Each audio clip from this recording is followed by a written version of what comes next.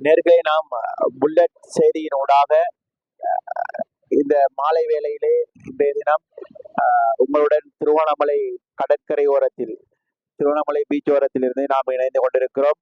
அதாவது நாம் கல விஜயமாக திருவண்ணாமலை கடற்கரை ஓரத்திற்கு பார்வையிடுவதற்காக வேண்டி வந்திருக்கிறோம். கடலை நாம் அவதானிக்கின்ற பொழுதோ வளமைக்கு மாற்றமாக வளமையிலே திருவண்ணாமலை கடல் இவ்வாறு காணப்படுவதில்லை. அது ஒரு குளம் போன்ற ஒரு வடிவத்திலே இந்த கடற்கரை ஓரம் காணப்படும். அவ்வாறே வளமையான ஒரு விடயமாக காணப்படும்.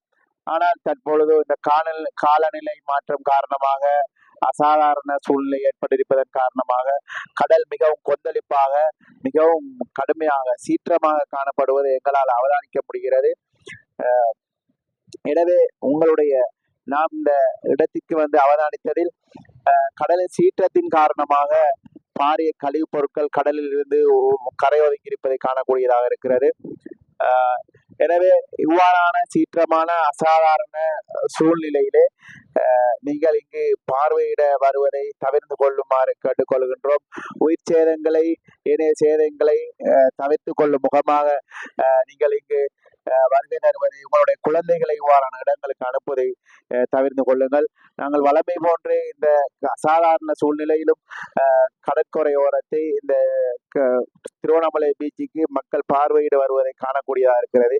இது ஒரு சுற்றுலா பிரதேசமாக இருந்தாலும் கூட இப்படியான சூழ்நிலையில் இவ்வாறான இடங்களுக்கு இந்த அசாதாரண சூழ்நிலையில் வந்து பார்வையிடுவதை ஓரிரு நாட்களுக்காயினும் தவிர்த்து கொள்ளும்படி நாம் உங்களை வினயமாக கேட்டுக்கொள்கின்றோம்.